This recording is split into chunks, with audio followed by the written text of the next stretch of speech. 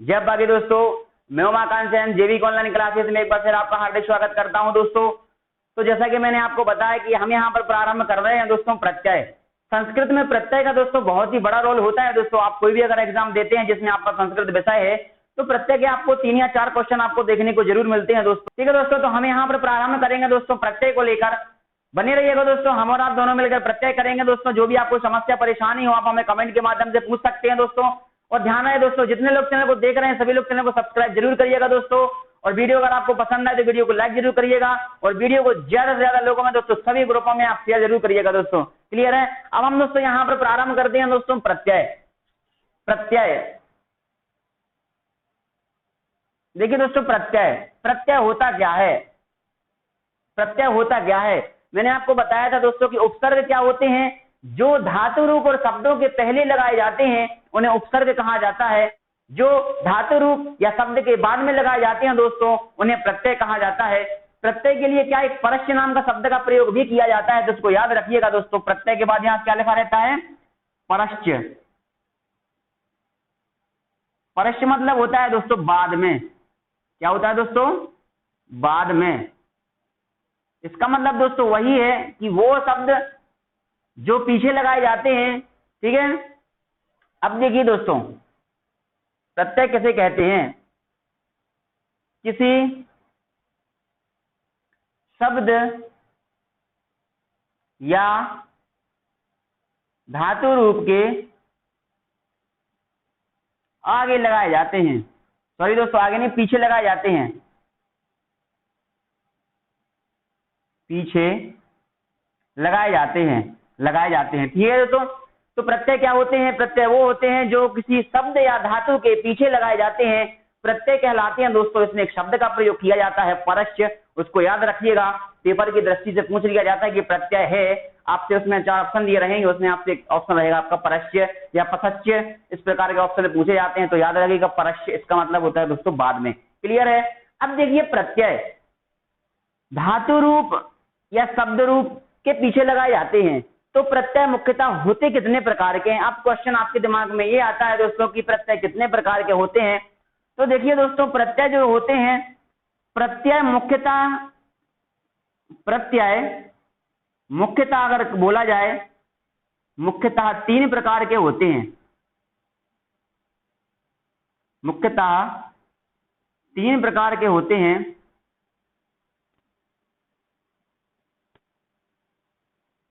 कौन कौन से होते हैं दोस्तों, इनको जरा हम देखेंगे। पहला तो दोस्तों हमारा जो प्रत्यय होता है वह होता है दोस्तों हमारा तद्धित प्रत्यय।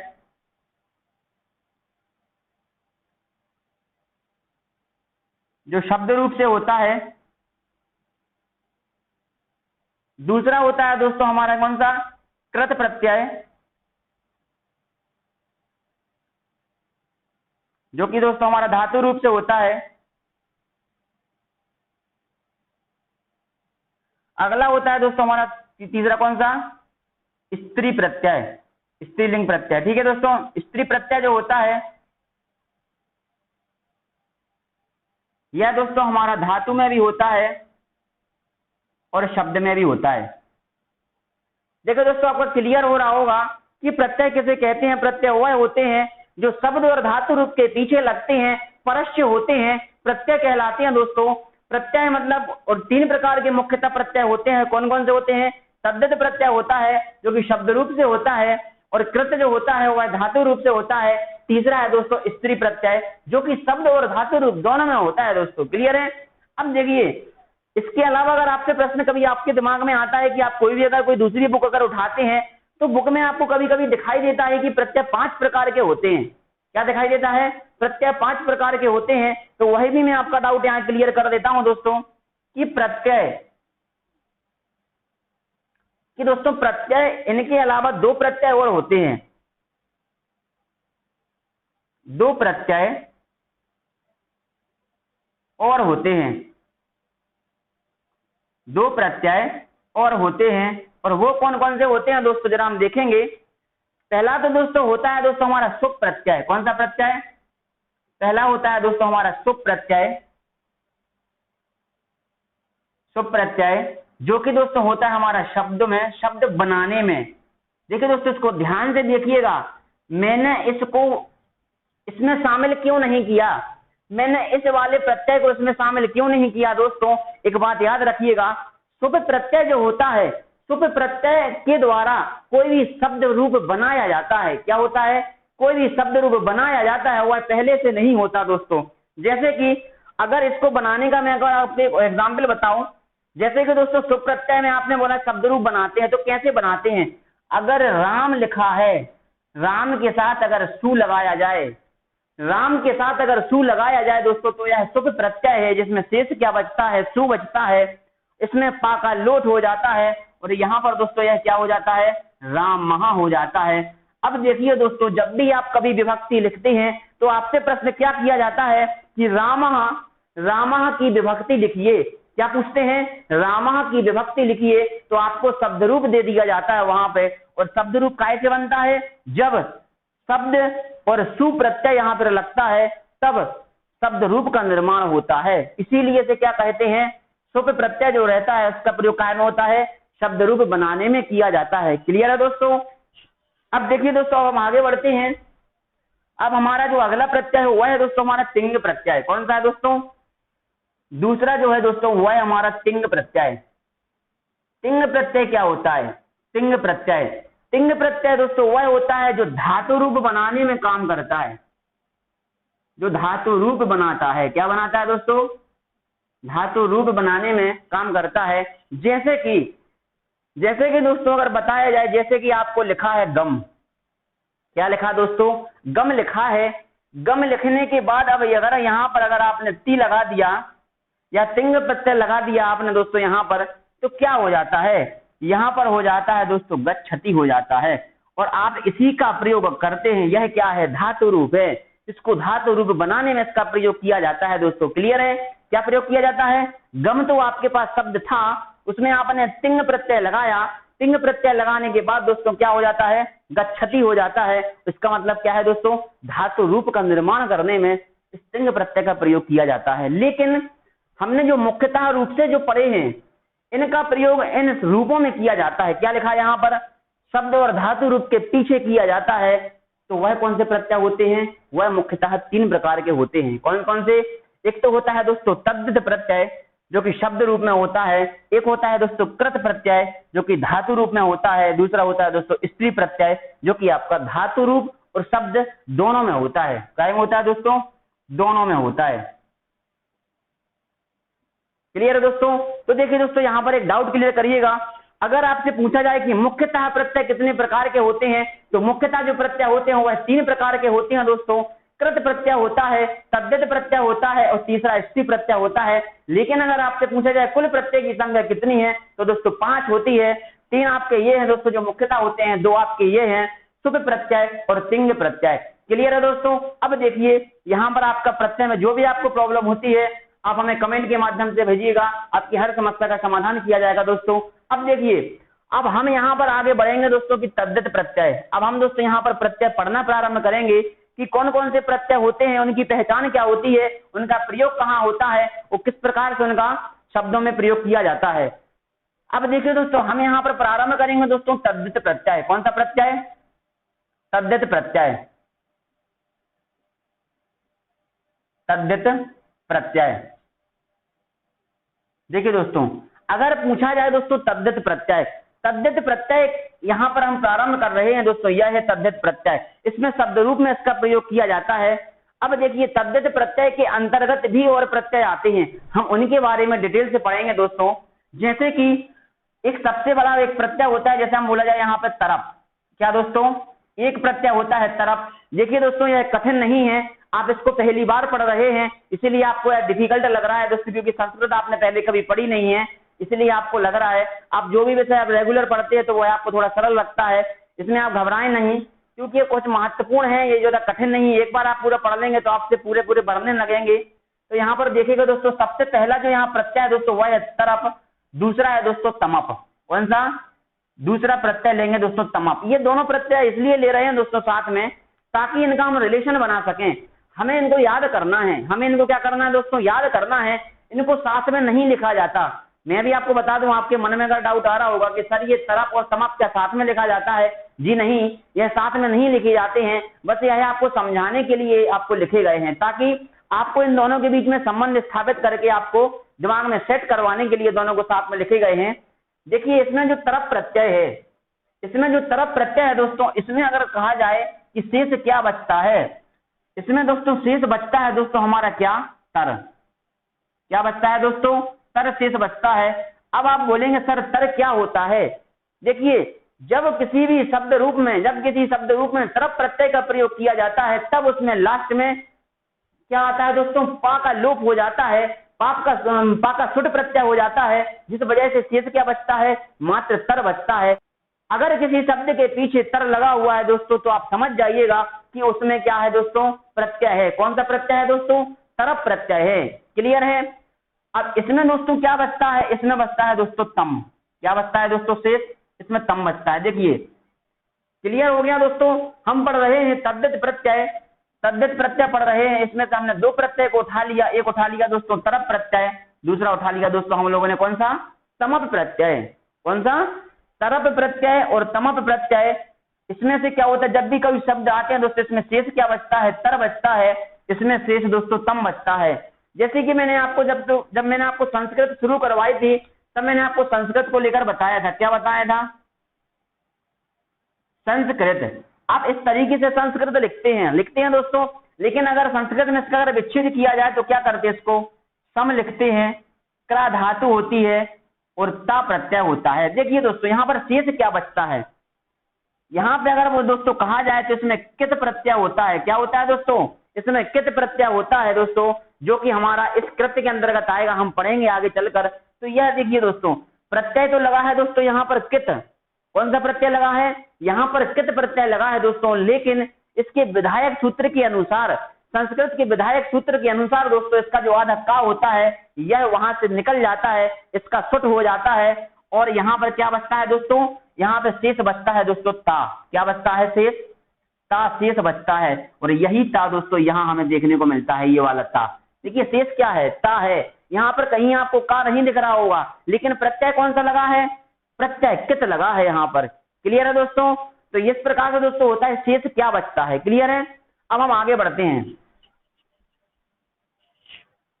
ठीक है दोस्तों, तो हमने प्रत्यय उठाया कौन सा, तरफ, और दूसरा उठाया दोस्तों तमप। अब आपके मन में आ रहा होगा सर ये यहाँ पर तर शेष बचता है, यहाँ पर तम शेष बचता है। एक बात और याद रखिएगा, जहां पर दोस्तों तर प्रत्यय होता है, जहां पर दोस्तों तर प्रत्यय होता है वहां पर दोस्तों पंचमी विभक्ति होती है। याद रखिएगा, वहां पर दोस्तों पंचमी विभक्ति होती है, इसको याद रखिएगा, नोट कर लीजिएगा, क्योंकि आपको जो ऑप्शन या विकल्प दिया रहेगा उसमें आपको विभक्ति का खेल रहेगा। उसमें विभक्तियां जो नहीं रहेंगी आपको, वह पंचमी भी रहेगी, षष्ठी भी रहेगी, सप्तमी भी रहेगी, वहां पे आपको कंफ्यूजन पैदा किया जाएगा। क्लियर है? तो यहाँ पर दोस्तों क्या है, आपको विभक्ति में कंफ्यूज किया जाएगा। तो याद रखिएगा कि जहां पर तरफ प्रत्यय होता है, जहां पर तरफ प्रत्यय होता है वहां पर शेष तर बचता है, और वहां पर पंचमी विभक्ति होती है दोस्तों। क्लियर है? और जहां पर दोस्तों तम प्रत्यय होता है वहां पर दोस्तों षष्ठी प्लस सप्तमी दोनों विभक्ति होती है। मतलब यहां पर अगर कोई भी शब्द अगर आएगा तो वह सप्तमी विभक्ति का भी हो सकता है या षष्ठी विभक्ति का भी हो सकता है। तो यहाँ पर दोस्तों मुझे लगता है कि आपको क्लियर हो गया होगा। अब देखिए दोस्तों, अब मैं आपको बताऊं कि इसकी पहचान क्या होती है। तरफ प्रत्यय क्या होता है, तरफ प्रत्यय वह होता है दोस्तों जहां पर दो व्यक्ति और किसी वस्तु के बीच में से किसी एक को महान कहा जाता है, वहां तरफ प्रत्यय का प्रयोग किया जाता है। इसकी सबसे बड़ी पहचान होती है। क्या होती है दोस्तों, इसकी सबसे बड़ी पहचान होती है, यहां पर दोस्तों नोट करके लिखिएगा आप। क्या लिखिएगा कि यहां पे लिखिए दोस्तों तरफ, यहां पे तरफ के बाद लिखिएगा क्या, दो व्यक्ति एवं एक वस्तु के मध्य, एक वस्तु में से किसी एक को श्रेष्ठ बतलाना। क्या बतलाना दोस्तों, श्रेष्ठ बतलाना, श्रेष्ठ बताना। तो वहां पर कौन सा प्रत्यय होता है दोस्तों, वहां पर हमारा होता है दोस्तों तरफ प्रत्यय। कौन सा होता है दोस्तों, वहां हमारा वहां होता है दोस्तों हमारा तरप प्रत्यय होता है। अब आपके मन में आ रहा है सर तमप प्रत्यय कैसे कहते हैं, तो जरा हम उसको भी देखते हैं। तमप प्रत्यय जो होते हैं दोस्तों, तमप प्रत्यय जो होते हैं दोस्तों वह होते हैं जहां पर 2 या 3 व्यक्तियों से अधिक व्यक्तियों में से, मतलब बहुत सारे व्यक्तियों में से और उसकी वस्तु में से किसी एक को श्रेष्ठ बताया जाए। देखिए यहाँ पर व्यक्ति कौन है, 2 हैं, जैसे कि राम और श्याम। राम और श्याम में से बताया जाएगा कि राम और श्याम में से कौन चालाक है, कौन व्यक्ति होशियार है, कौन व्यक्ति पढ़ने में निपुण है। तो देखिए तुलना कहाँ पे हो रही है, 2 बच्चों के बीच में हो रही है, राम या श्याम के बीच में। लेकिन दोस्तों अगर मैं यहाँ पर तमप प्रत्यय क्या कहता है कि बहुत लोगों के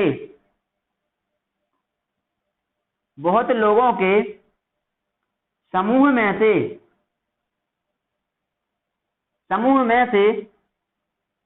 किसी एक को श्रेष्ठ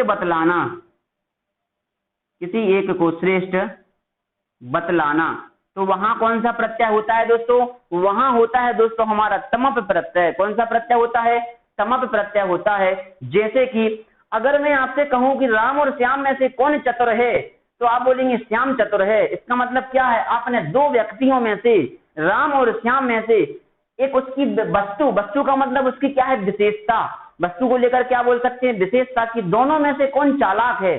देखिए 2 व्यक्ति राम और श्याम हैं और वस्तु है दोस्तों चालाक, तो उसमें से आपको किसी एक को श्रेष्ठ बताना है, तो आप बोलेंगे राम श्रेष्ठ है, राम चालाक है, राम चतुर है, राम होशियार है। तो इसमें क्या है दोस्तों, कोई एक व्यक्ति को श्रेष्ठ बतलाना, मतलब उसमें कौन सा प्रत्यय रहेगा, तरप प्रत्यय रहेगा दोस्तों। और लेकिन अगर आपसे कहा जाए कि कालिदास कवियों में श्रेष्ठ हैं, कालिदास कवियों में श्रेष्ठ हैं दोस्तों, तो कवियों में मतलब क्या है, कवियों में दोस्तों अनेकों कवियों का नाम आ रहा है। कालिदास हैं, कई ऐसे कवि हैं दोस्तों, सैकड़ों 100 कवियों में से किसी एक कवि को महान बताया जा रहा है दोस्तों। इसका मतलब क्या है, बहुत लोगों के समूह में से, मतलब कवियों में से 100 कवियों में से किसी एक कवि को श्रेष्ठ बताया जा रहा है, वहां पर दोस्तों तमप प्रत्यय का प्रयोग किया जाता है। तो यह दोस्तों इसकी होती है पहचान। अब दोस्तों हम इसकी आगे बढ़ेंगे दोस्तों, एक बार आप इसका स्क्रीनशॉट ले लीजिएगा। क्लियर है दोस्तों। अब हम देखेंगे दोस्तों, यहाँ पे हमने यहाँ पढ़ लिया, अब इसकी देखेंगे पहचान कि हम इसको पहचानते कैसे हैं, किस तरीके से शब्द आते हैं, इसके उदाहरण भी देखेंगे कि किस प्रकार के इसके उदाहरण भी आते हैं दोस्तों प्रत्यय के। इसको दोस्तों रब करते हैं। अब देखिए दोस्तों, इसमें दोस्तों एक सबसे बड़ी चीज होती है दोस्तों, आपने संस्कृत में पढ़ा होगा, एक तो दोस्तों होता है पुल्लिंग, एक होता है स्त्रीलिंग, एक होता है दोस्तों नपुंसक लिंग। 3 लिंग होते हैं दोस्तों जो कायने होते हैं, संस्कृत भाषा में होते हैं। अब यहाँ पर देखिए दोस्तों, जैसे हमने उठाया यहाँ पर क्या, तरप। यहाँ पर दोस्तों हम लिख लेंगे इसकी पहचान क्या होती है। सबसे पहले लिखेंगे दोस्तों यहाँ पर पुल्लिंग, फिर लिखेंगे यहाँ पर स्त्रीलिंग, फिर लिखेंगे दोस्तों यहाँ पर नपुंसक लिंग। क्लियर है दोस्तों। अब देखिए, आपने देखा दोस्तों, जैसे मैंने शब्द उठाया कोई भी, जैसे मैंने शब्द उठा लिया दोस्तों कोई श्रेष्ठ।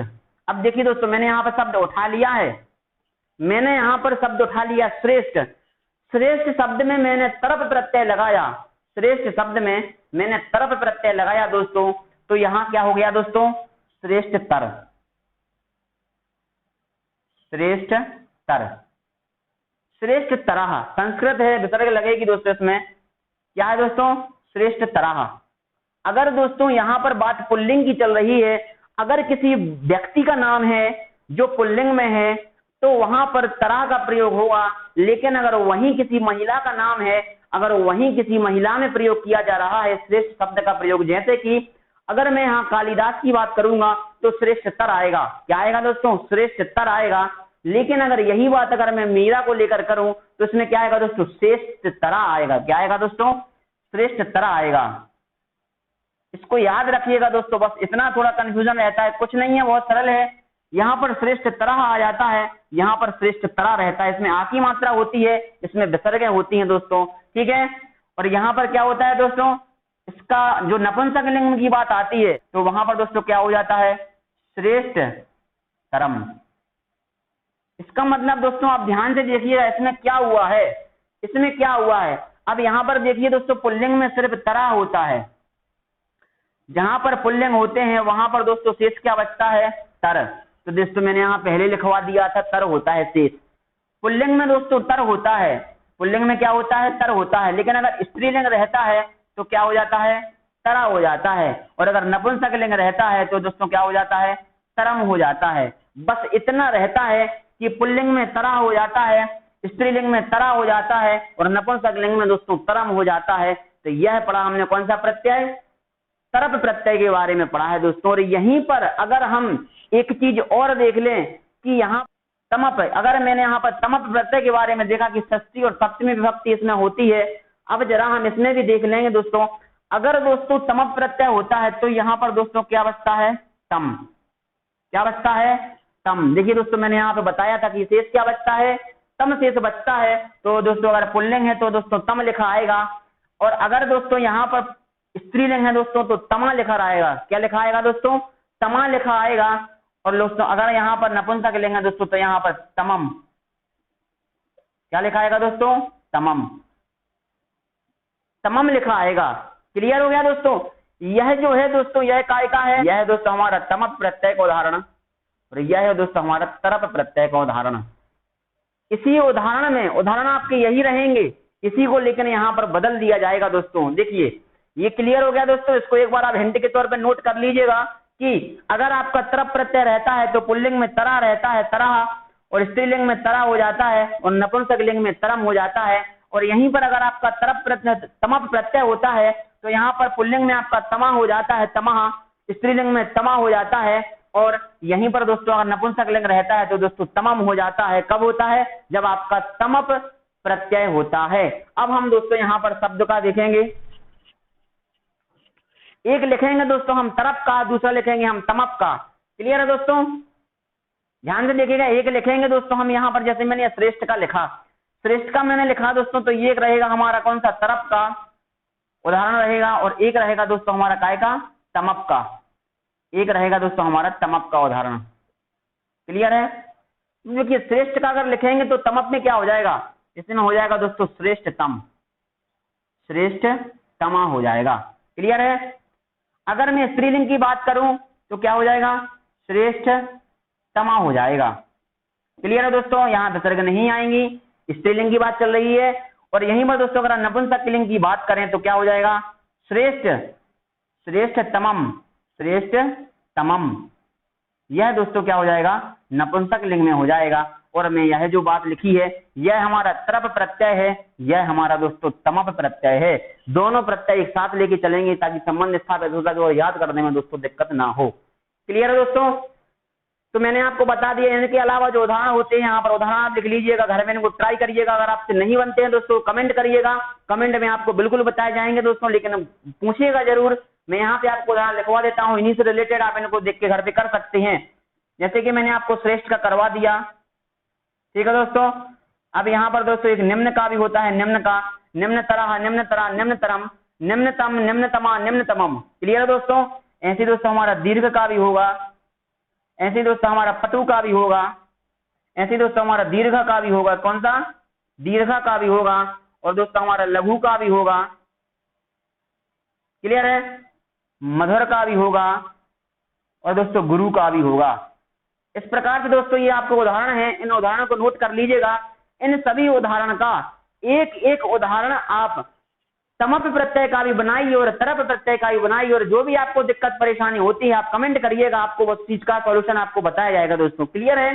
तो यह मैंने आपको बताया इनकी पहचान क्या होती है। अब जरा हम देखेंगे कि आपसे प्रश्न किस तरीके से पूछा जाता है, आपसे प्रश्न किस तरीके से पूछा जाता है। एक बार इसका स्क्रीनशॉट ले लीजिएगा दोस्तों। ठीक है दोस्तों, हम इसको क्लियर करते हैं। अब हम देखेंगे कि इसमें किस प्रकार से इसका प्रयोग किया जाता है।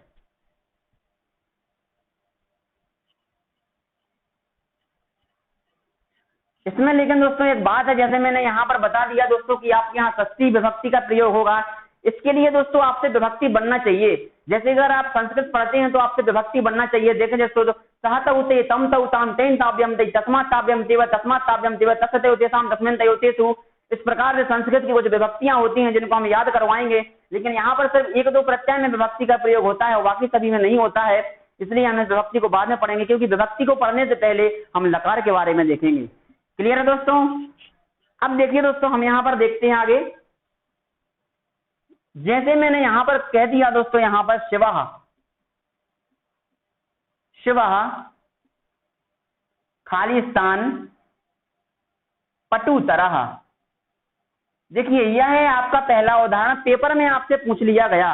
मान के चलो कोई भी आपसे पूछ लिया गया, कोई भी बात अगर आपसे पूछ ली गई, यह लाइन आपकी उस गद्यांश में कहीं पर छिपी हुई थी, तो पेपर में क्या किया, इस लाइन को उठाकर आपके सामने एक प्रश्न बना दिया कि शिवः खालिस्तान पटुतरः। इसमें बताइए, अब इसमें आपको एग्जाम्पल दिएगा, जैसे रामात आ गया, दूसरा आपको रामाय आ गया, तीसरा आपको दोस्तों रामेशु आ गया। क्लियर है? और चौथा आपको आ गया दोस्तों कोई नहीं, कोई नहीं। इस प्रकार से आपसे प्रश्न किया जाएगा कि शिवः खालिस्तान पटुतरः। पटु का मतलब होता है दोस्तों वाचाल, जो बहुत ज्यादा बोलते हैं उन्हें पटु कहा जाता है। मैंने आपको यहाँ मीनिंग बता दिया कि पटु का मतलब क्या होता है। पटु का मतलब वह होता है जो चालाक होते हैं, जो ज्यादा बोलते हैं, होशियार होते हैं, उनको पटु कहा जाता है।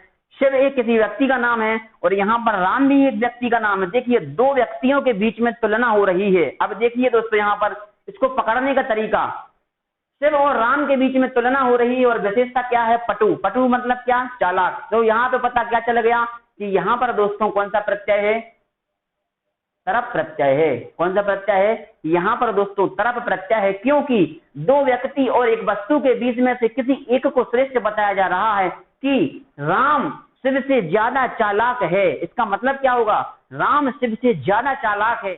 देखिए दोस्तों, इसमें जो आपका विभक्ति रहेगा दोस्तों, वह रहेगा दोस्तों हमारा कौन सा, रामात। रामात जो रहेगी दोस्तों, वह हमारी षष्ठी विभक्ति है राम की। क्योंकि मैंने आपको अभी विभक्ति पढ़ाई नहीं है, इसलिए मैंने आपको बता दिया यहाँ पर कि यहाँ पर जो रामात रहेगा वह आपकी षष्ठी विभक्ति है। क्लियर है दोस्तों? रामाय जो है वह आपकी पंचमी विभक्ति है, रामेशु आपकी दोस्तों सप्तमी विभक्ति है। और अगर मैंने यहाँ पे रामस्य लिख दिया होता तो वही भी आपका नहीं होता।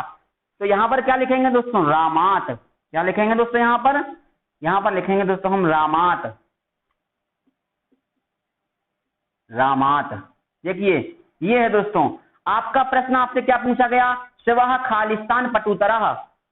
इसमें आपको दो व्यक्तियों के बीच में तुलना करनी है, क्योंकि इसमें तरप प्रत्यय है, लेकिन षष्ठी विभक्ति भी लगाना है, क्योंकि यह भी हमारी शर्त है। पहचान कहाँ पे कर ली हमने, पहचान तो हमने एक नहीं बहुत चीजें देख ली। पहली पहचान तो देख ली हमने, दो व्यक्ति के बीच में तुलना हो रही है। दूसरी पहचान देख ली दोस्तों, यहाँ पर तर शेष बच रहा है। क्या बच रहा है दोस्तों, तर शेष बच रहा है। और मैंने आपको बताया था कि जहां पर तर शेष बचता है वहां पर दोस्तों तरप प्रत्यय होता है। यह बात भी मैंने आपको बताई थी। और बात चूंकि यहाँ पर शिव की चल रही है, शिव कौन है, एक पुल्लिंग व्यक्ति है, इसीलिए दोस्तों यहाँ पर तरह का प्रयोग किया गया है। अगर यहाँ पर किसी महिला का नाम चल रहा होता तो यहाँ पर दोस्तों यहाँ पर राम आ की मात्रा लग जाएगी दोस्तों, तरह हो जाता है यहाँ पर। क्लियर है दोस्तों? ये एग्जाम्पल है, इसके थ्रू आप हर प्रकार की बात क्लियर कर सकते हैं दोस्तों। अब ये आपको क्लियर हो गया दोस्तों, हम दूसरा देखते हैं। ठीक है, दूसरा मैंने देखा दोस्तों, कवि, कवि नाम खाली स्थान, कवि नाम खाली स्थान श्रेष्ठतम कालिदासः, कालिदासः श्रेष्ठतम, श्रेष्ठतम, श्रेष्ठतम लिखा दोस्तों। क्लियर है? अब यहाँ पर ये जो आपके सामने खालिस्तान दिख रहा है, अब इस खालिस्तान में भरना है दोस्तों। कालिदास की यहाँ बात चल रही है, कवियों में बात चल रही है। क्लियर है दोस्तों कि यहाँ पर तमप प्रत्यय है। कौन सा प्रत्यय है, तमप प्रत्यय है। पहचान कौन कौन सी है कि बहुत सारे कवियों में से किसी एक व्यक्ति को श्रेष्ठ बताया गया है, यह तमप प्रत्यय की पहचान होती है। श्रेष्ठ तम में देखिए दोस्तों यहाँ पर तम लगा हुआ है, इसका मतलब क्या है, तम किसमें होता है, जहां पर दोस्तों तमप प्रत्यय होता है। यहाँ पर हमें पता चल जाता है कि यहाँ पर तमप प्रत्यय है। अगर आपसे प्रश्न पूछ लिया जाता है कि इस वाक्य में बताइए कौन सा प्रत्यय का प्रयोग किया जा रहा है श्रेष्ठतम में, तो हम देख के बता देते कि इसमें तमप प्रत्यय का प्रयोग किया जा रहा है। लेकिन एक शर्त है दोस्तों खालिस्तान की, इसमें दोस्तों या तो दोस्तों षष्ठी विभक्ति आएगी, या तो दोस्तों इसमें कौन सी विभक्ति आएगी, सप्तमी विभक्ति आएगी दोस्तों। कौन सी आएगी? या तो षष्ठी या सप्तमी। एक बात और दोस्तों यहाँ पर क्लियर कर दें, यह जो दोस्तों विभक्ति है यह हमारी पंचम विभक्ति है। यह दोस्तों हमारी पंचमी विभक्ति है, क्योंकि पंचमी विभक्ति का प्रयोग होता है। सॉरी दोस्तों, एक छोटी सी गलती हुई आपसे। इसमें क्या है दोस्तों कि यहाँ पंचमी विभक्ति रहेगी, मैंने आपको लिखवाया भी था। और यहाँ पर दोस्तों कौन सी रहेगी दोस्तों हमारी? यहाँ पर रहेगी दोस्तों हमारी षष्ठी विभक्ति और रहेगी दोस्तों हमारी सप्तमी विभक्ति। यह दोस्तों क्या है, यहाँ पर रहेगी षष्ठी विभक्ति और यहाँ पर रहेगी दोस्तों सप्तमी विभक्ति। मैं यहाँ पे कुछ उदाहरण आपके सामने रख दूं कि उदाहरण कौन कौन से होंगे। एग्जाम्पल मैंने आपसे बोल दिया दोस्तों क्या? कविशु। कविशु के बाद लिख दिया मैंने कविये, लिख दिया मैंने कवियस्य, और चौथा दोस्तों इनमें से कोई नहीं। तो देखो दोस्तों यहाँ पर जो कविशु है, कविशु यह आपकी सप्तमी विभक्ति है। वचन कोई भी हो सकता है, वचन आपका कोई भी हो सकता है दोस्तों, लेकिन यहाँ पर विभक्ति कौन सी होनी चाहिए? सप्तमी होनी चाहिए दोस्तों। तो यहाँ पर क्या है दोस्तों? कविशु सप्तमी विभक्ति है, इसलिए यहाँ पर जो आएगा आपका, यह जो आपका खालिस्तान जो दोस्तों यहाँ भरा जाएगा उसमें क्या आएगा दोस्तों? कविशु। क्या आएगा दोस्तों? कविशु। क्योंकि बहुत सारे कवियों में कालिदास कवि जो हैं, बहुत सारे कवियों में कालिदास कवि जो हैं वह श्रेष्ठ हैं। वह क्या है दोस्तों? श्रेष्ठ हैं। बहुत सारे व्यक्तियों में से किसी एक व्यक्ति की यहाँ तुलना की जा रही है दोस्तों। तो यह दोस्तों मैंने आज क्या पढ़ा दोस्तों? यहाँ पर प्रत्यय के बारे में पढ़ा दोस्तों। इसको ध्यान से वीडियो को देखिएगा, क्योंकि प्रत्यय आपसे 4 या 5 नंबर के आपसे परीक्षा में पूछे जाते हैं। अगर वीडियो पसंद आई तो वीडियो को लाइक करिएगा, शेयर करिएगा, और जितने लोग चैनल को देख रहे हैं सभी लोग चैनल को सब्सक्राइब भी करिएगा दोस्तों। और ध्यान रखिएगा दोस्तों, इसको नोटबुक में भी नोट करिएगा। एक छोटी सी गलती यहाँ पर हो गई जो कि मैंने आपको यहाँ बता दिया दोस्तों, जल्दी पढ़ाने के चक्कर में गलती हो गई कि यहाँ पर दोस्तों पंचमी विभक्ति है, मैंने आपको लिखवाया भी था। और जो रामात होती है वह पंचमी विभक्ति है, यह जो आपकी होती है षष्ठी विभक्ति होती है दोस्तों। क्लियर है? तो यह हमारे एग्जाम्पल रहेगा, इसका भी आप स्क्रीनशॉट ले लीजिएगा दोस्तों। तो आज के लिए दोस्तों इतना ही काफी है दोस्तों, कल हम इसकी आगे करेंगे दोस्तों। क्लियर है? जय बागी।